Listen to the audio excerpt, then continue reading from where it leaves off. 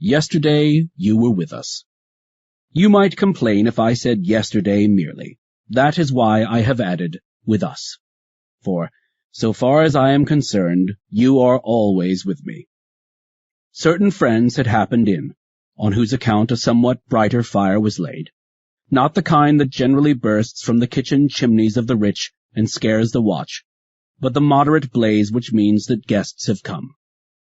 Our talk ran on various themes, as is natural at a dinner. It pursued no chain of thought to the end, but jumped from one topic to another. We then had read to us a book by Quintus Sextius the elder. He is a great man, if you have any confidence in my opinion, and a real Stoic, though he himself denies it. Ye gods, what strength and spirit one finds in him! This is not the case with all philosophers. There are some men of illustrious name whose writings are sapless. They lay down rules, they argue, and they quibble. They do not infuse spirit simply because they have no spirit. But when you come to read Sextius, you will say, he is alive, he is strong, he is free, he is more than a man. He fills me with a mighty confidence before I close his book. I shall acknowledge to you the state of mind I am in when I read his works. I want to challenge every hazard. I want to cry, why keep me waiting, fortune? Enter the lists. Behold, I am ready for you. I assume the spirit of a man who seeks where he may make trial of himself, where he may show his worth. And fretting mid the unwarlock flocks he preys, some foam-flecked boar may cross his path, or else a tawny lion stalking down the hills. I want something to overcome, something on which I may test my endurance. For this is another remarkable quality that Sextius possesses. He will show you the grandeur of the happy life, and yet will not make you despair of attaining it. You will understand that it is on high, but that it is accessible to him who has the will to seek it. And virtue herself will have the same effect upon you, of making you admire her, and yet hope to attain her. In my own case, at any rate, the very contemplation of wisdom takes much of my time. I gaze upon her with bewilderment, just as I sometimes gaze upon the firmament itself, which I often behold, as if I saw it for the first time.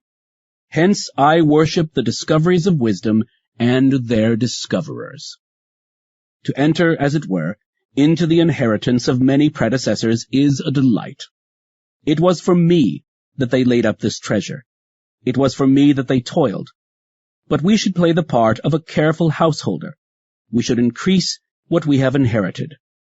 This inheritance shall pass from me to my descendants larger than before.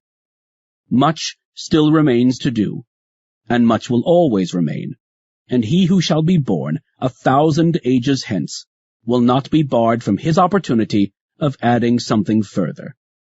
But even if the old masters have discovered everything, one thing will always be new: the application and the scientific study and classification of the discoveries made by others. Assume that prescriptions have been handed down to us for the healing of the eyes. There is no need of my searching for others in addition. But for all that, these prescriptions must be adapted to the particular disease and to the particular stage of the disease. Use this prescription to relieve granulation of the eyelids, that to reduce the swelling of the lids, this to prevent sudden pain or a rush of tears, that to sharpen the vision. Then compound these several prescriptions, watch for the right time of their application, and supply the proper treatment in each case. The cures for the spirit also have been discovered by the ancients, but it is our task to learn the method and the time of treatment. Our predecessors have worked much improvement, but have not worked out the problem. They deserve respect, however, and should be worshipped with a divine ritual. Why should I not keep statues of great men to kindle my enthusiasm and celebrate their birthdays? Why should I not continually greet them with respect and honor? The reverence which I owe to my own teachers, I owe in like measure to those teachers of the human race, the source from which the beginnings of such great blessings have flowed. If I meet a consul or a praetor, I shall pay him all the honor which his post of honor is wont to receive. I shall dismount, uncover, and yield the road. What then? Shall I admit into my soul with less than the highest marks of respect Marcus Cato, the elder and the younger, Laelius the wise, Socrates and Plato, Zeno and Cleanthes? I worship them in very truth, and always rise to do honor to such noble names. Farewell.